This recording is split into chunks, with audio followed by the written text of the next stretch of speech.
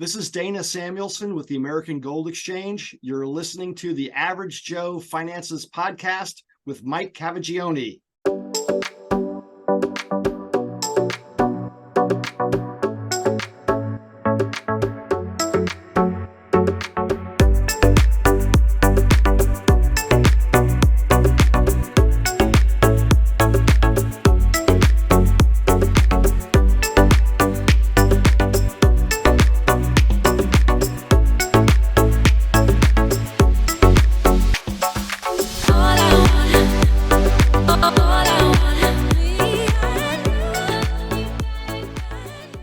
If you're watching this on YouTube, make sure you smash the like and subscribe buttons. If you're listening to our podcast, go leave us a 5-star review. All of our links can be found in the video description or show notes below. Hey, welcome back to the Average Joe Finances Podcast. I'm your host, Mike Cavagioni, and today's guest is Cliff Nonnenmacher. I think I said that. You nailed it. Okay, awesome. Although I did ask him before we hit record how to say it, and I almost threw myself off just by doing that. But it was funny because before we hit record, Cliff and I were talking and we found out we're like from 2 towns over from each other from back right. in our childhood days, which is crazy. I'm from Central Islip. He's from East Islip, which is wild. And it just goes to show how small of a world we live in. And every time I talk to somebody like that and our stories connect, it makes it more exciting. So I'm really excited to talk to you today, Cliff. Welcome to the show.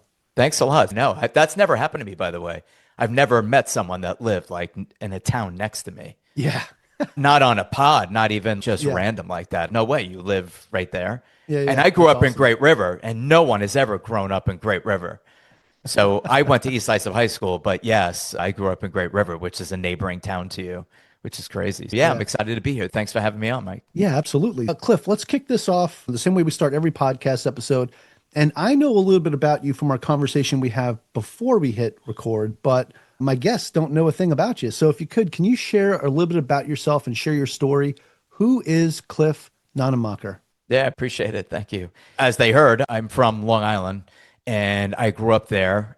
I actually started my entrepreneurial journey on Long Island. I started at age 8 and it was raking golf balls. I know people at age 8 do things and say, I do chores, I make a little money.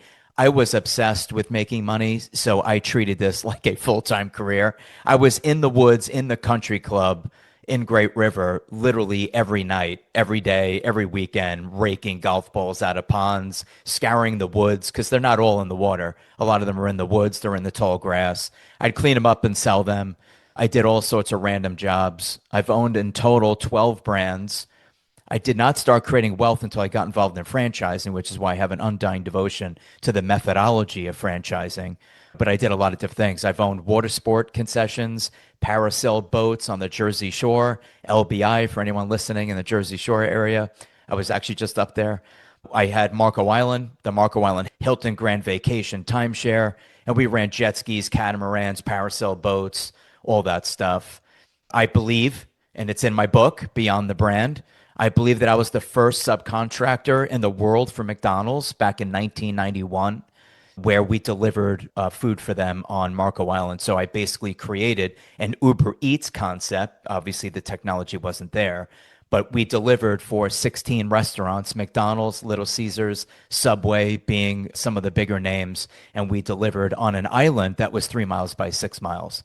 That then took me into auto detailing. That took me into distributing the Fun Noodle, which is the polyneoprene tube that you float on. I distributed that nationally because they didn't want to do small orders. So I started shipping small orders out all over the country. I then got involved in franchising. I was an investment banker. Then I got involved in franchising. And my intro to franchising was Cartridge World. They reverse engineered printer consumables. They're from Australia. And we had 36 locations in New York and Connecticut. And I started as a master, which is one level beneath the franchisor. So I had the right to open up as many locations as I wanted. And I had the right contractually to sell a location to anyone listening. I could sub-franchise the brand, keep half the royalties, keep half the franchise fees, and support those franchisees in my market. Master franchising is one of the highest levels of franchising out there, and it's one of the easiest ways to create wealth in franchising is to become a master. So 12 brands, lots of things in between there. residential cleaning, water, fire, mold, and biohazard, multiple gyms in New York. I owned gyms in New Rochelle, Rye Brook. My business partner had Smithtown, Long Island. We owned a personal training nutrition concept.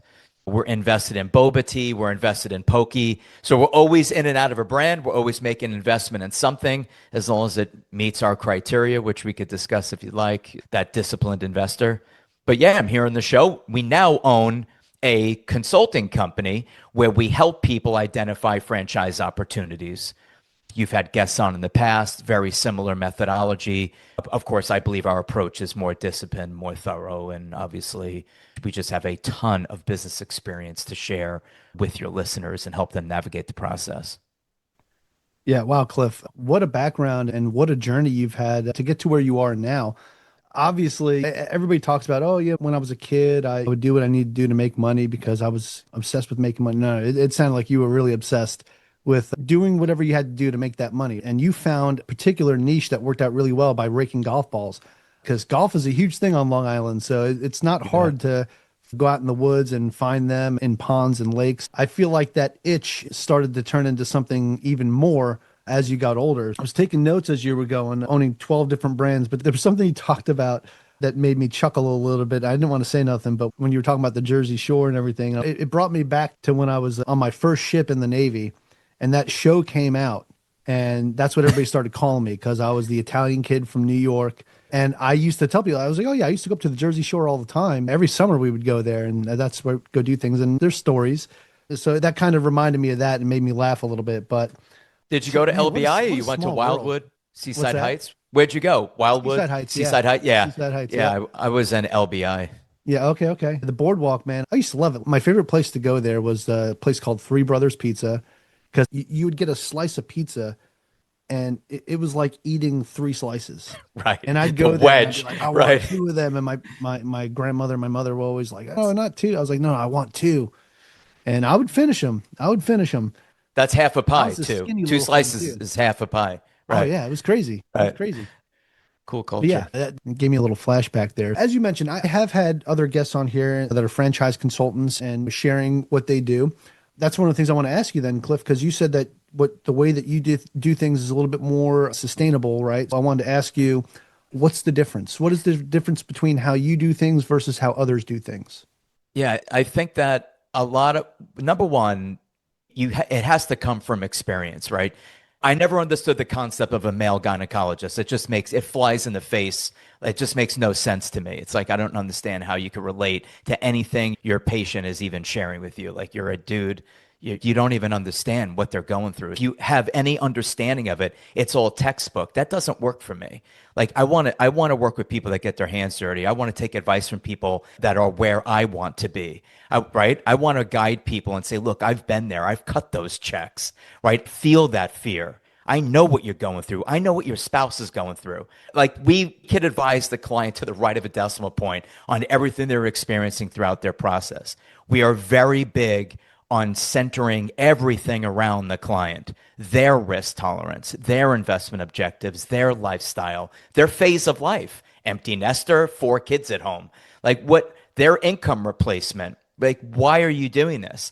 We're also known for talking more people out of it. We're known for that more than any consulting group, that we will tell someone this is not a right fit for you. We call our industry has what's called commission breath. They just want to get a deal done. They just want to get paid. The service is free. They want you to look at something and buy it. End of discussion.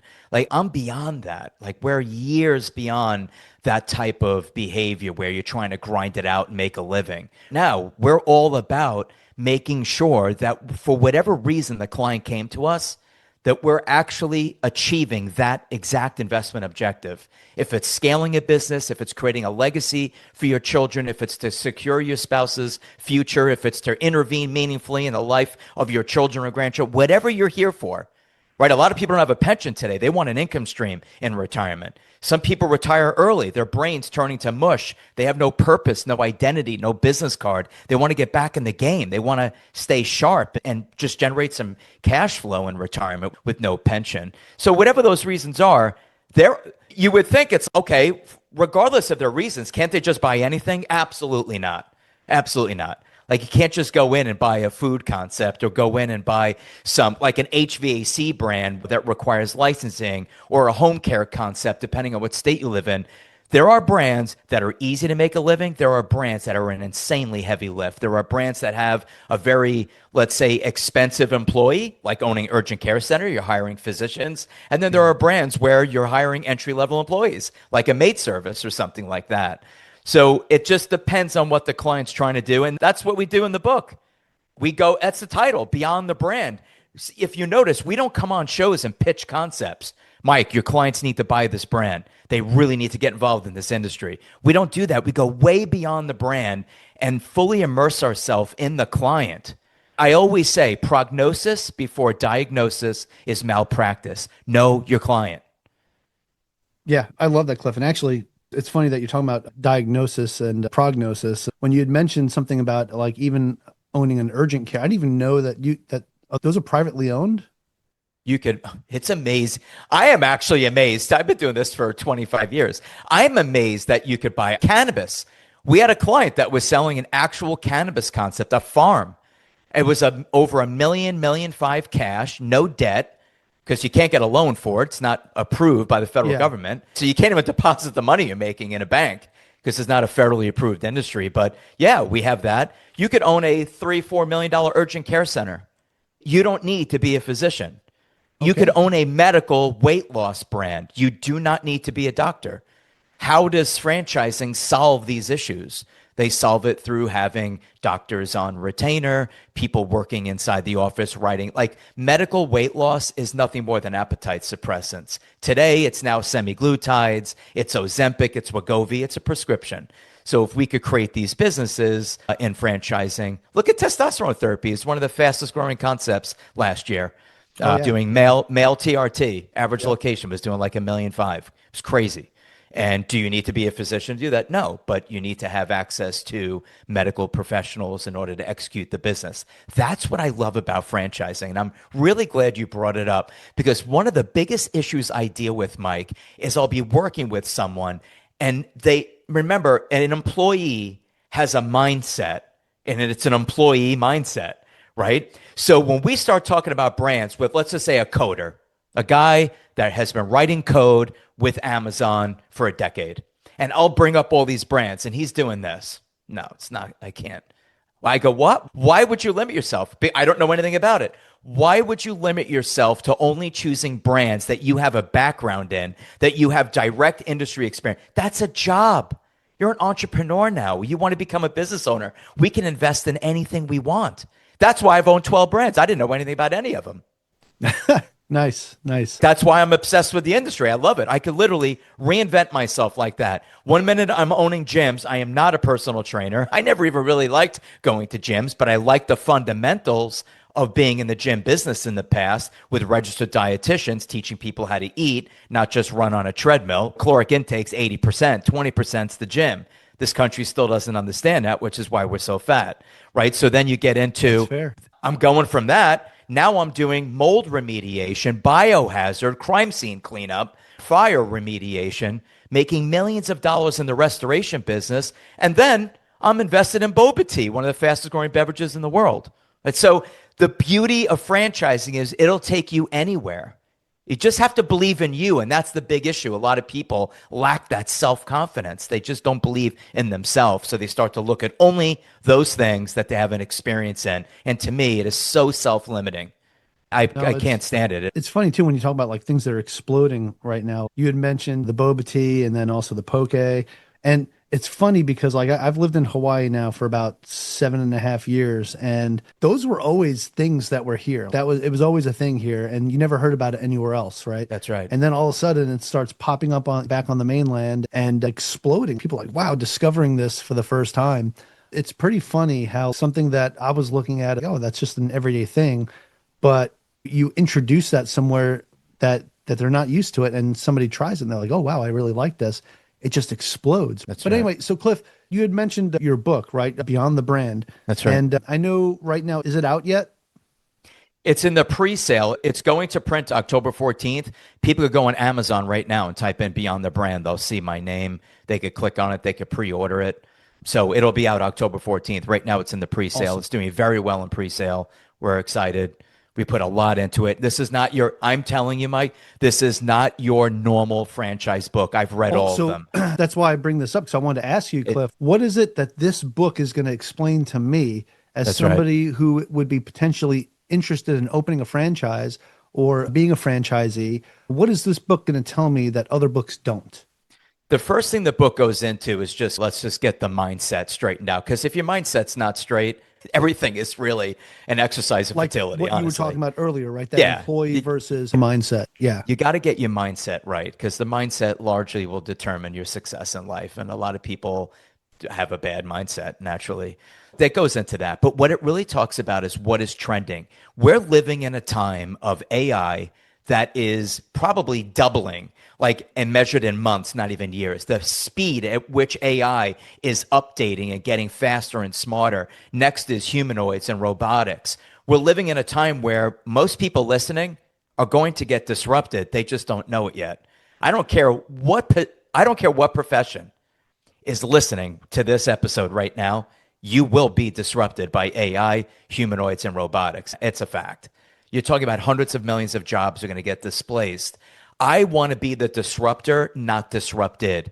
I want to be the entrepreneur that owns businesses that ultimately embrace AI or robotics, right, or a humanoid, so that I'm still in that 1%, not in that 99%.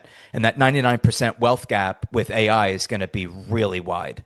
It's just my opinion. Goldman's saying 350 million jobs are going to be toast across the globe. Cantor, they're at like 700 million jobs across the globe. That's crazy talk. The book goes into 5 categories that we focus on that we believe have the furthest distance from AI disruption, let's say quantum computing disruption, humanoid disruption. And if humanoids disrupt, you're the disruptor, right? Not disrupted.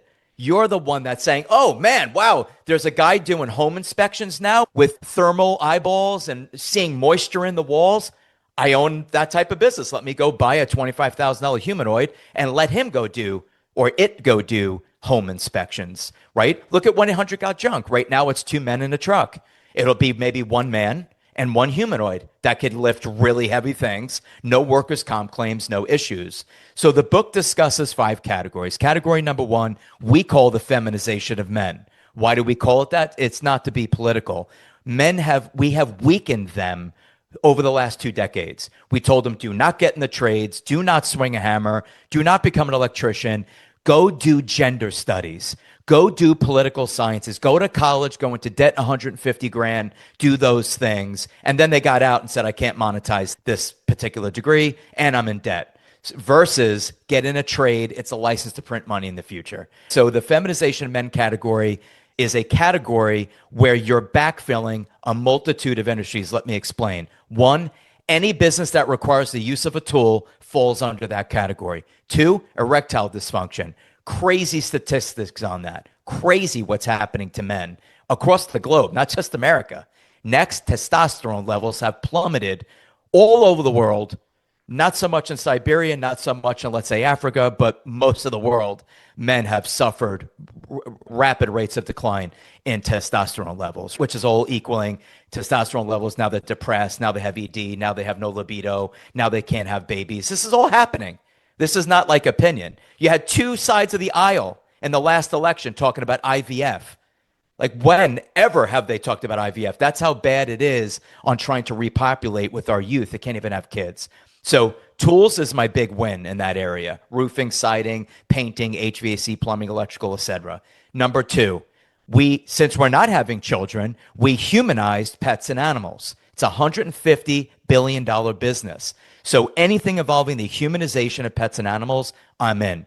Dog boarding, dog grooming, dog daycare, dog training, dog retail, ton of money in that space. Thirdly, the silver tsunami. This country is aging rapidly.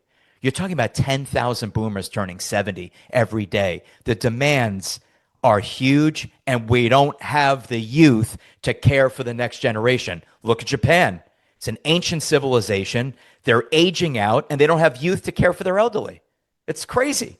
So we're having the same issue here. Nobody wants to care for the elderly, and the elderly continues to age. That is going to continue for years. So anything involving the aging, graying of America, it could be non-emergency medical transportation, it could be home care, it could be assisted living done through residential, it could be a multitude of services. I have elder handyman services. Next is going to be, since we're aging, anti-aging, biohacking, beauty, vanity, Botox injections, IV drip bars, anything to feel better, youthful, have more mobility. And TRT falls in there. Women's hormone therapy falls in there.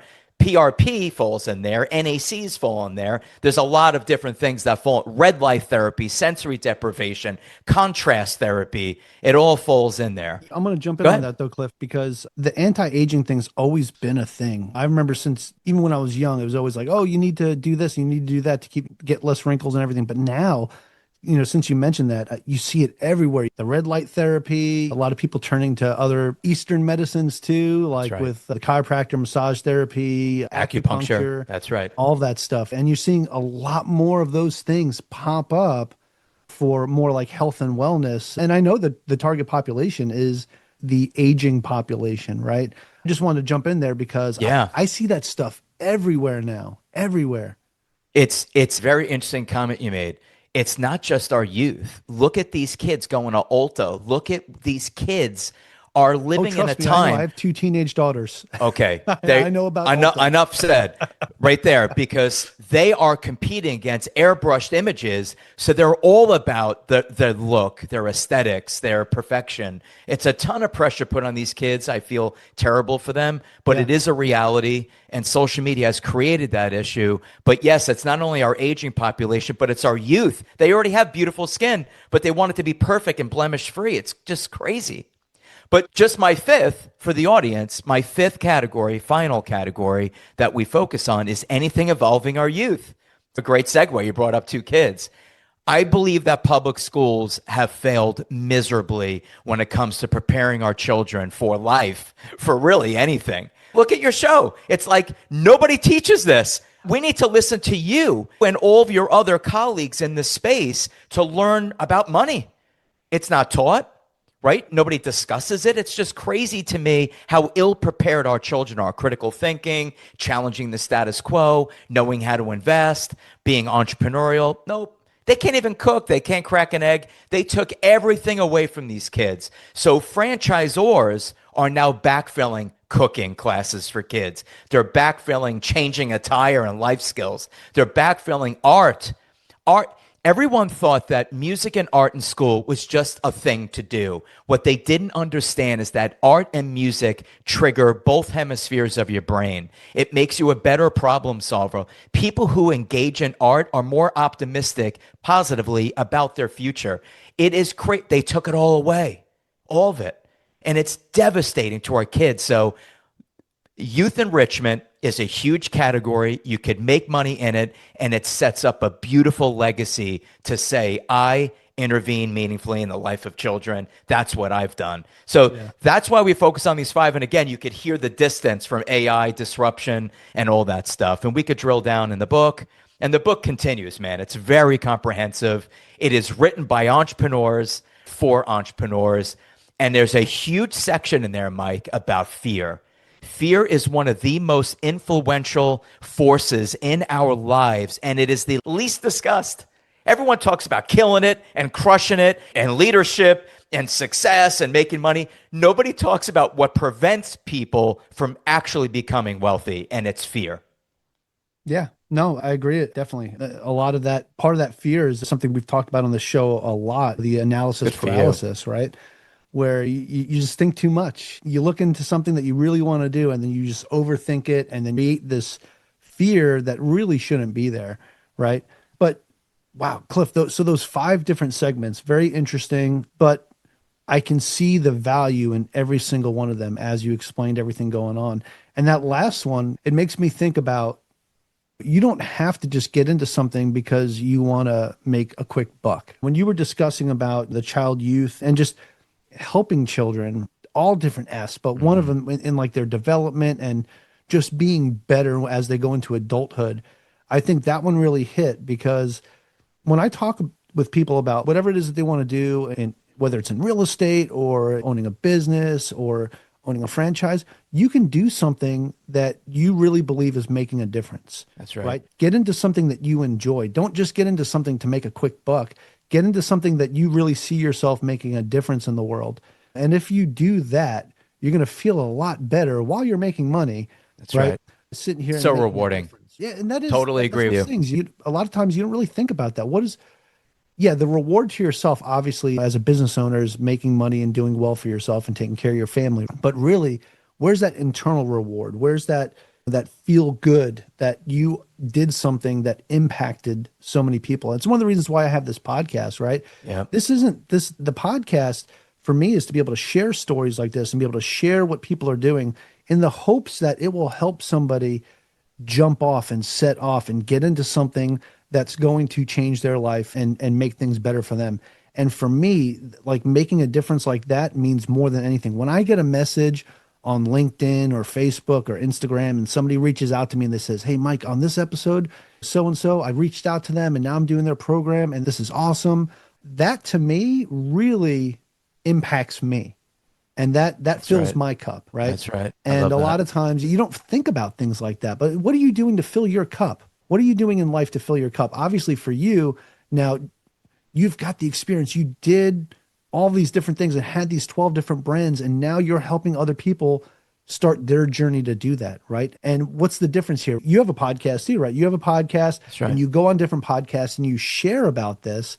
And now you have a book that's coming out that's going to impact and change lives. And I think that's where you really got to take a step back and say, "Oh, all right, Cliff, we're doing good. We're making a difference in the world." Absolutely. So I just want to say I appreciate what you're doing. I appreciate everything that you shared today too, because it's just sorry, that last segment really got me. Good. I'm and glad. It makes me think about what difference are you bringing? Right. What difference are you making in the world, right? And I think that's a question everybody needs to ask themselves. What are you doing to make this world a better place? That's right. Yeah. But anyway, Well, I don't want to go down too far down that rabbit No, hole it's because well said. I have a couple more things I want to ask you. Go ahead. This is something I've asked several franchise consultants that have come on the show. Obviously, if somebody does a franchise, they want to be successful, right? They want to be able to say they started something and it's doing well, and now they're making money from it and they're able to take care of themselves and their family. But what's the biggest thing you see with franchisees that fail? Oh, that fail. Yeah. So failure is rarely the brand, rarely. Okay. So if we're just casting a net over, there's 4,000 brands out there. So if you cast a net over brands and you identify failure, I will tell you, I can speak firsthand about failure. I started because I had no money. You're going back 20 plus years. I started buying failure, and I bought failure from people that I knew were not running that business and they were not following the franchise model. So I looked for businesses that were bleeding badly and priced really low, that were operator error. The fundamentals of the business were intact. They were sound, right? Economic conditions were stable. The brand had an executive team. The brand had proof of concept. The brand had an executable model. The brand had good unit economics. I would pay people 10 cents on the dollar for their failing brand. And to prove my point that it was operator error, I would put very little money into some of these businesses, and I'd be kicking off $100,000 of net income in less than 8 months.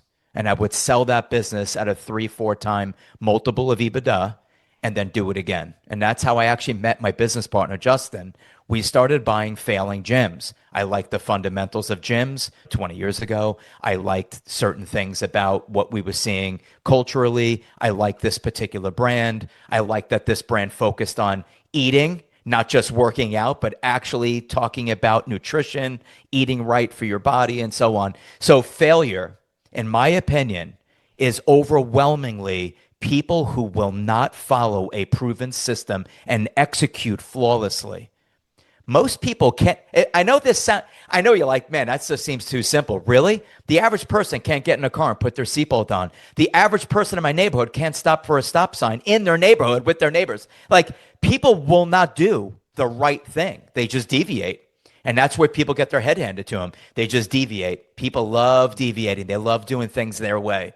I believe in a strict adherence to due diligence, a strict adherence to the execution of the business.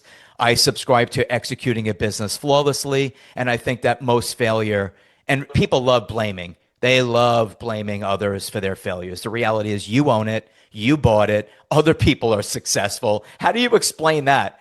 How do you explain a system with average revenue of $1.5 million and you're failing and you want to convince me that the brand sucks? Please. There's no audience for that. You want to know something I do, if they Mike? really thought the brand sucked, why did they even get into it in the first place? Exactly. That just it's all self-preservation. They just need Yeah. to feel better, explain to their spouse why they just burned $500,000. It's a pride thing. It's another episode.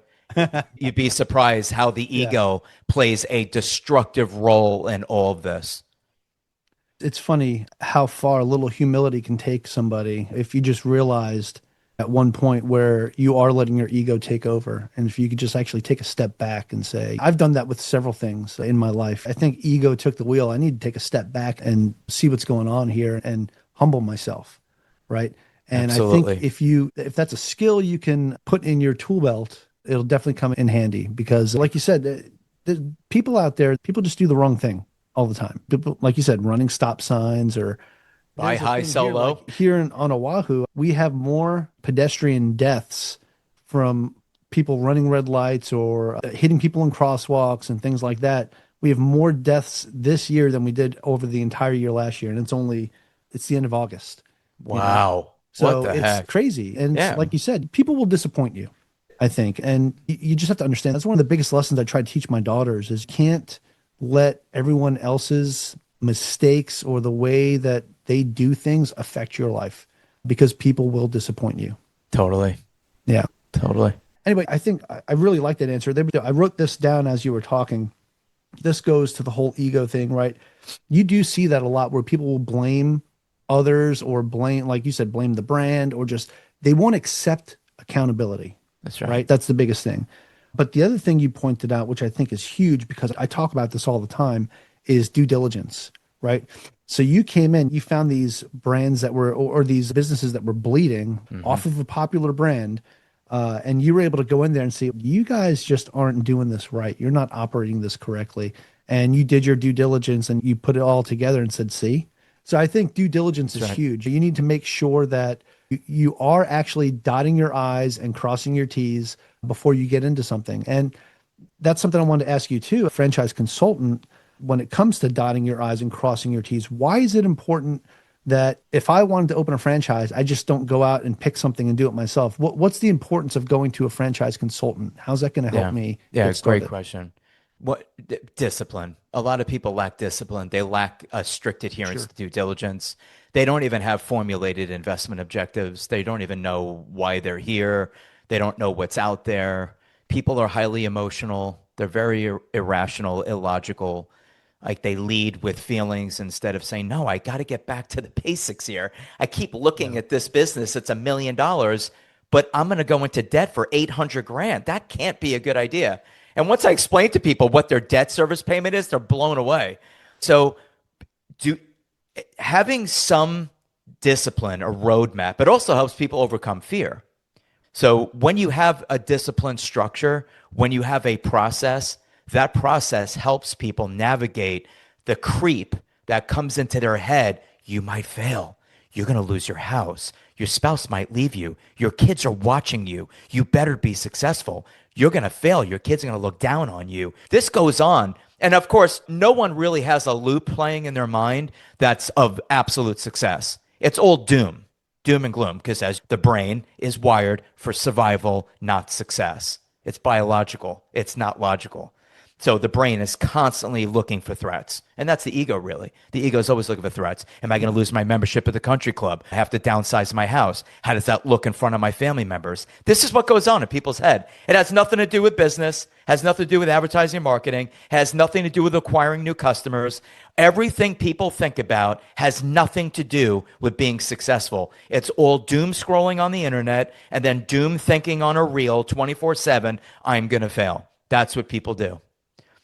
Wow. And I think I departed far from your original question. No, it didn't. I think that there's a lot of value there, Cliff. That's very important. Is a lot of times you do think about those things. I know when I first retired from the Navy, And I started a business that I thought was going to be this big thing, and I failed at it. And I think part of that was the fact that I kept thinking about what's the worst that can happen? What are these bad things that can happen? That's So right.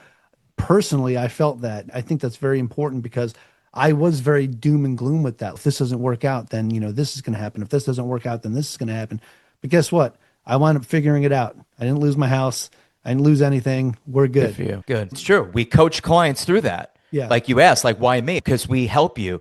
There's a great book written on fear and overcoming fear and And I did have understanding a your coach, ego. too. And you did have a coach. Yeah, Okay. yeah. Yeah, we're not all equal. Not all coaches are equal. We're all different. We all add different value and come from different life experiences. Eckhart Tolle wrote an amazing book on fear and overcoming fear and understanding that the ego is terrified of failure, right? It is terrified of the future. It always lives in regret. If you listen to an average person and just actually sat down with them, it's, man, I knew I should have bought Bitcoin at $10. Like, I knew I should have bought a house. I knew I should have done this. I knew I should have done that. It's always either regret. And then when you discuss things in the future, it's, why don't you do this? Oh, I don't know, man. Tariffs. People masquerade fear. It manifests itself in different ways. It's, oh, so you're not going to buy a business because of tariffs. Like there's always a reason for people. If it's not tariffs, it's going to be the economy. If it's not the economy, it's fiscal stimulus. If it's not fiscal stimulus, it's Alan Greenspan, Jerome Powell. Like they have reasons to fail. People always have a reason. They just manifest fear and they masquerade fear up with, my spouse doesn't like risk. No, you don't like risk. My spouse says, my lawyer says it's not a good idea. No, you don't think it's a good idea. It's really funny listening to people. And then I see them 10 years later and they still don't have enough money to retire uncompromised. They still haven't accomplished anything. They're still running hard and fast on a treadmill going nowhere. It's, dude, you just blew a decade, 2 decades. And I'm working on a ton of things because I will not let fear hold me back. And one powerful tool, because the audience is, all right, this is all great. What do I do with this? I will tell you, learn about visualization. It is insanely powerful. When you visualize your success, let's just say your success is a 100-foot yacht. Visualize sitting and eating a shrimp cocktail on the back of a 100-foot yacht. Visualize every granular detail of what success looks like to you. Maybe success is sitting in the first row of your daughter's dance recital because you've never been able to make one. I don't care what it is. Visualize everything that you want out of life and get out of that doom scroll. And if you're going to doom scroll in your brain, that's fine, but you must intersperse the videos of success to hedge just the doom and gloom scenarios. People are literally the Steven Spielberg of making 4K movies in their brain of how they're going to fail. Yeah, I love that. I think that's huge. Cliff, I think that's a great note to transition this now into what I call the final round. It's where I'm going to ask you the same 4 questions that I ask everybody that comes on the show. And it gives us a better idea of how Cliff is under a little bit of pressure, but it's really not that bad. So if you're ready to go, we'll get this party started. Go ahead. All right, here we go. All right, Cliff, buddy. First question of the final round for you is, what's the biggest mistake you've ever made when it comes to your finances or business life? The biggest mistake that I've made, and I've said this many times, I did not, in the early days, I didn't take enough risks. And for all the young people listening, I'm 53 today. For all the young people listening, this is your chance, young being 20, 30, even into your 40s, go all in. This is the window to take all the chances, all the chips on the center of the table. Take huge risks when you're young. Your runway is so long, you will recover. I don't care how much money you lost, you will recover. Go all in. And that has been my biggest mistake. I would be way wealthier today had I taken some of the risks that I knew I should have taken, and I knew the outcome would have been asymmetrical to my benefit. Go all in as a young person. Yeah, I love that. All right, Cliff, this next question, you're going to see these kind of tie into each other. And that is, what is something that you've learned that you wish you knew when you first started out? Yeah. Oh, okay. There's a couple of things. First of all, can I just say a few things? Yeah, sure. Like a couple of things? Because there's a couple of things that I think are really important and they've impacted my life. One, do not take advice from people that aren't where you want to be. I'm amazed at how many people will take advice from people that are really doing nothing, and they value their opinion. Call it an uncle. It's a respected uncle, a respected family member, but they're not where you want to be. And you're taking advice from this person that has a union job or has a 9-to-5 job and they're risk averse. Take advice from people that are where you want to be. This advice nearly crippled me in my earlier years. If you want something done right, you have to do it yourself. Bullshit. It is the worst advice a human being could ever give another human being. That advice had to have been created by the wealthiest people in our society to keep the rest of us poor, because that's exactly what it will do. It will suppress you. Absolutely not. Train people, replace yourself immediately. And a quote that changed my life was this. John Paul Getty, I would rather have 1% of 100 men than 100% of myself. And that flies in the face of, if you want something done right, do it yourself. Worst advice ever. Do not even believe that. You have to really re-educate yourself on that advice because it's terrible. And every parent says it. Every parent repeats that crap to the next generation. It's the worst advice. Yep. And it gets passed on and passed down and down. Yes, Mike. Jesus. That's funny. All right. Cliff, next question is, do you have any tips or tricks that you would recommend to someone that is just getting started today? As an entrepreneur? Yes. Tips or tricks? That's interesting.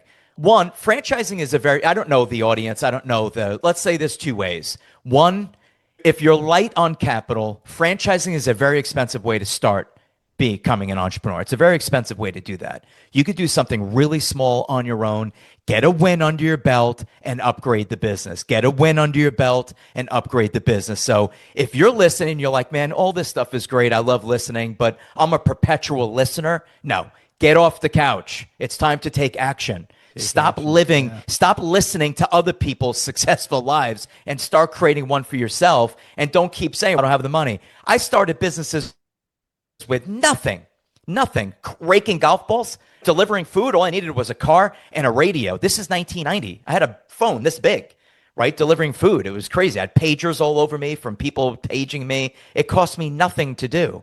So stop with those excuses and get in the game. If you have the capital and you're like, you know what, I don't know if I should just go hang my own shingle or if I should join a franchise, there is empirical information that will support franchising is lower risk than you going out on your own. If you're looking to reduce risk, break even fast, right? Scale quickly, create wealth, build a business that doesn't rely on your day-to-day attention, right? Because you're building systems and teams and you're following the franchise model, join a franchise because I think it's a game-changing methodology. As I said, I did not start creating wealth until I got involved in franchising, and I thought I was doing it all right. Yeah, no, awesome. Because everything's there. The brand's already built. The system's already in place. Exactly. All you got to do is plug yourself into it. So that's right. Awesome.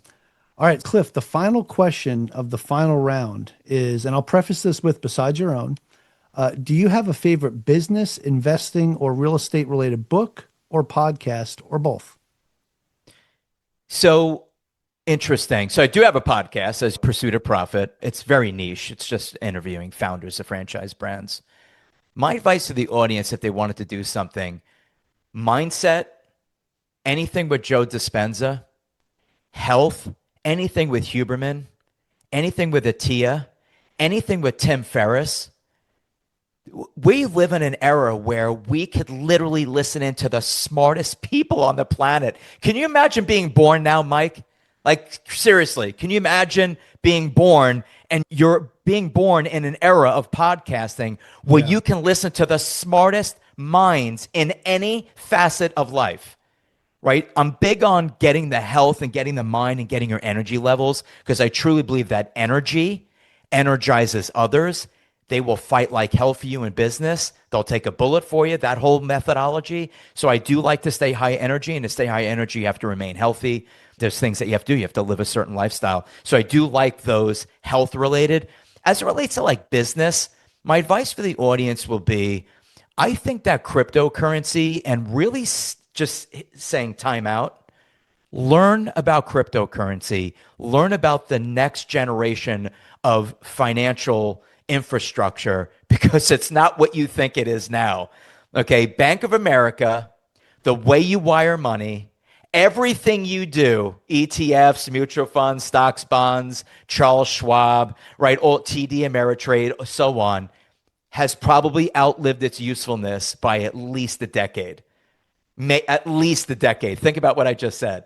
Can you imagine, Mike, you're in Hawaii. I want to wire you some money. Yeah, man, today's Saturday. I'll send it to you. What? It's 2025. I have to wait till Monday to send you money? That is absolutely absurd. It goes to show you how pathetic. Actually Tuesday, because Monday's a holiday. So there you go. And even worse. Thank you. That's right. Happy holiday to you. It's so true. So really think about crypto, because a lot of people listening can say, you know what? I do have diversified investments. I do have my business. I am cash flowing a little bit, or I have a very high paying job. Learn about crypto, because I think it's going to create a lot of wealthy people disproportionately to other investments. Learn about blockchain, learn about Bitcoin, learn about Ethereum, learn about XRP, learn what these guys are doing in that space. It is a game changer. And for everyone listening, it's absolutely your future. Cliff, something I want to just touch on that I think is really important is because you named all the big ones. And I think it's very important that the key thing here is learn blockchain. There's so many crypto and meme coins and these things that are just garbage. Stay away from that. Stay away from those things that like, oh, somebody just made up a coin and they're hyping it up. I bought into it, like Dogecoin and all that stuff. Stay away from those things. Stick with what's actually going to carry on into the future. Stick with the top ones. Yeah. Look what's going on. Listen to Tom Lee speak. Listen to Saylor. My God, this guy has billions of dollars in crypto. So there's so much going on in that space. I think that everyone should say, time out. I'm going to allocate a certain amount of time to understand blockchain, deregulated, DeFi. I need to understand what's going on here. What are all these coins? What is their application? What is this, and why should I be invested in it? And how is it going to impact us in the future? I don't know if you know this, MasterCard or Visa just did a deal with XRP. Wow. When I tell you about outliving your usefulness by 10 years, Visa and MasterCard, there's no purpose for them any longer with something like XRP and having a digital wallet. Like, why would I pay merchant services fees? Why would I pay you interest on the, just send crypto to them. This is a game-changing thing that's about to happen, and a lot of people are going to get left behind. So that's just advice I'd like to share with people. As the world changes, we need to adapt. It's either you adapt and survive, or you get left behind and you die. It is what it is. That's the world. That's right. Hey, so that's it for the final round, Cliff. But I do have another question I want to ask you. And this is going to be the most important question of the entire podcast, because obviously you've shared a lot of great information, and I really believe added a lot of value to my audience today. And I really appreciate that. So for those that are listening that are like, hey, I want to know more, or I want to know more about Cliff and his business, Franchisee, his book that's coming out. So all these things. With that said, where can people find more information about you? Can you share your website with us, any social media platforms or anything like that? And obviously we can pre-order your book on Amazon. When's that coming out? October. You could order it right now. So it's on Amazon right now. It's on Barnes & Noble, Walmart, Target, Books A Million. It's everywhere.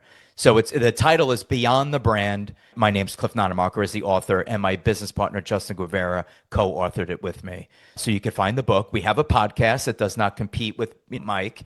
The podcast is called... You share it anyway. No, I'm just respecting you, and I would never do that if it was a competing site.